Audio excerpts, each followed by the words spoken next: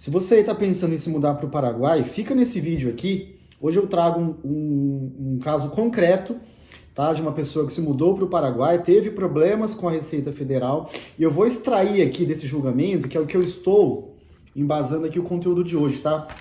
Quis trazer um caso real, porque eu tenho sido muito consultado aí por pessoas que querem mudar para o Paraguai, alguns Uruguai, há um tempo atrás era Portugal. Então eu achei interessante trazer algo além da minha opinião, né? Muita coisa que eu vou falar aqui, que eu vou citar desse julgamento, eu já falei, porque é a minha opinião, mas eu acho legal trazer um caso real, né? Para quem está aí estudando o assunto, pensando em se mudar, fazendo aí consultoria com alguém, para que tenha mais informação e possa embasar aí, né, se preparar melhor para uma saída fiscal segura. Se você se interessa por esse tipo de assunto, curta o vídeo aqui, tá? Se inscreva no canal, mande esse vídeo para um amigo seu. Eu sou o Alexandre, advogado aqui em São Paulo, tenho mais de 20 anos de experiência com tributação nacional e internacional e tenho assessorado muita gente na saída fiscal. Fico à disposição. Mas vamos lá. Por que eu quis trazer hoje um caso de julgamento do CARF? É aquilo que eu disse, é para mostrar para vocês o que foi argumentado nesse caso aqui e o que foi aceito e o que não foi aceito. Então veja, qual era a situação?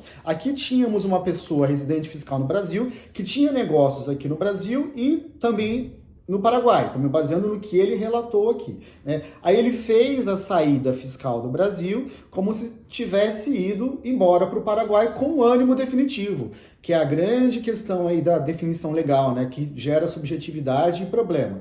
Então ele falou, olha, entreguei a parte burocrática aqui, fiz a saída definitiva e fui embora. Normalmente, né, só um parênteses aqui, normalmente por que as pessoas se interessam em sair do Brasil e em que casos isso tem vantagem, né? Que acaba sendo um planejamento tributário. Isso aconteceu muito depois de 2024, quando a lei das offshores passou a tributar automaticamente aqui no Brasil os bens do exterior, né? Que até então era um regime de caixa, você só tributava se você acessasse, distribuísse o dividendo, e depois de 2024 isso passou a ter uma tributação automática no Brasil, uma tributação anual. Aí o que o pessoal faz? Pô, então eu vou mudar para um país que me dê um benefício fiscal, e esse benefício fiscal é basicamente não tributar lá, o exemplo aqui é o Paraguai, né? Não tributar no Paraguai os rendimentos do exterior, e aí eu não tenho o problema que eu estava tendo aqui no Brasil. Então muita gente fez isso. Tem uma outra galera que vai para lá porque não declarou aqui, sabe? Já estava irregular aqui e usa a saída fiscal como uma forma de se regularizar de algum jeito lá. Vai passar alguns anos lá, uns bons anos lá, né? Isso tem seu grau de risco, mas só para comentar aqui, normalmente esses são os casos de saída definitiva. O que aconteceu aqui? Então essa pessoa, não vou falar o nome, mas esse acórdão aqui é público, tá? Essas decisões são acessadas diretamente do site do CARF. Então, até poderia, mas, enfim, não tem necessidade. Aqui a minha ideia é trazer a informação. O que aconteceu? Ele fez a saída definitiva e disse que foi embora. A Receita Federal lavrou um auto de infração cobrando dele os rendimentos do exterior, que eram rendimentos lá do Paraguai. Tá? E qual foi a acusação fiscal? Eles falaram, olha, você não saiu de fato, você continuou com a sua residência fiscal no Brasil e na condição de residente fiscal no Brasil você tinha que tributar os rendimentos do exterior, no caso, os rendimentos do Paraguai. E mandou lá o auto de infração e a multa e ele teve que se defender. Então, na parte da fundamentação da decisão, que é isso que eu acho legal falar aqui para levar informação para as pessoas, constou o seguinte, né? O que os julgadores entenderam, tá? Eles falaram o seguinte, olha, só para constar, existe um decreto legislativo para evitar a bitributação entre o Brasil e o Paraguai, que é o decreto 972 de 2003, que foi a base dessa decisão aqui. Então, os julgadores falaram o seguinte, olha, com base no decreto legislativo 972 de 2003, esse decreto estabelece critérios específicos para a residência fiscal. Conforme o referido decreto, será considerado residente apenas no estado em que o contribuinte disponha de uma habitação permanente. Então, é como se ele estivesse falando, olha, se você só tem uma habitação, uma residência, um local de fato onde você mora, uma casa em um dos estados, ok, tá claro para mim, é lá que você mora. Mas aí ele segue. Em caso de habitação permanente em ambos os estados, que é o que acontece com a maioria das pessoas. A pessoa vai, mas continua com a casa aqui. Tem gente que, inclusive, continua com a família aqui. A mulher morando aqui, filhos, é um risco, tá, gente? Mas ele fala, em caso de habitação permanente em ambos os estados, a residência será atribuída ao estado com o qual o contribuinte mantenha relações mais estreitas. seja pessoal ou economicamente. Entre parênteses, o centro de interesses vitais, que é o que eu sempre falo aqui quando eu vou avaliar saída definitiva.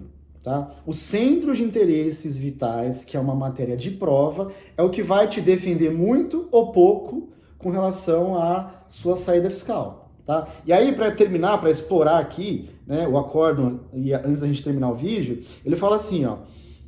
No caso em questão, a fiscalização considerou o domicílio fiscal do contribuinte, levando em conta os critérios estabelecidos na legislação pertinente, que é esse decreto legislativo Brasil-Paraguai. A residência fiscal não se limita apenas à habitação permanente, nesse caso aqui, porque ele tinha habitação permanente nos dois, né? Mas abrange o conjunto de fatores que evidenciem vínculos mais estreitos com determinado Estado. No caso, restou comprovado que o recorrente possui domicílio eleitoral no Brasil, mantém contas bancárias, comprou imóveis, dentre outros atos típicos, conforme aqueles elencados no termo de verificação fiscal. Então, assim, o que aconteceu, gente, aqui, para resumir a obra e terminar, é que o cara morava nos dois lugares. Olha que tem, e eu acho que esse aqui ele ainda estava numa situação melhor do que a de muita gente que eu vejo aí, tá? Porque ele tinha, inclusive, negócios lá no Paraguai, localmente, tá? O que a grande maioria não tem. Mas fato é que a Receita Federal conseguiu comprovar que ele tinha um centro de interesse vital fortíssimo aqui no Brasil. Inclusive, provavelmente, devia ter mais coisa, é que no acórdão eles não descrevem tudo, e a gente não tem acesso ao TVF, né? Que é lá quando da autuação. Mas o que eu quero dizer aqui, para concluir, é assim, veja, a saída definitiva, aqui é um caso do Paraguai, né, julgado pelo CARF e baseado no Decreto Legislativo 972 de 2003, que é esse acordo de bitributação. Eu até olhei no site da Receita antes de gravar, não consta lá, mas esse decreto está em vigor, tá? Não tem notícia de que tenha sido revogado. E mesmo que tivesse, tá, a informação aqui do acórdão, que foi embasado nesse decreto, ela é muito direta. Centros de interesses vitais. Então, para você avaliar a sua saída fiscal, você tem que entender, pô, eu me defendo disso aqui que aconteceu com essa pessoa? Ou eu estou na mesma situação? Porque a análise de risco, ela pode ser feita por você mesmo que está avaliando sair. Né? Você precisa de um advogado? Precisa. Ele vai conseguir te ajudar muito, ele vai conseguir ponderar para você os caminhos, né? E mitigar risco. Mas isso aqui a gente consegue enxergar, né? Que é uma situação de fato. Então, se você quiser mais informações ou até mesmo uma assessoria para tratar a sua saída fiscal, entender caso Paraguai, Uruguai, enfim, eu fico à disposição, tá? Gente, não faça saída fiscal fake, tá? Não faça, isso vai dar uma baita dor de cabeça. Se for para fazer, considere que você precisa, de fato, mudar a sua vida para que isso pare de pé, tá? Mais uma vez, obrigado, fico por aqui, se inscrevam no canal e até mais.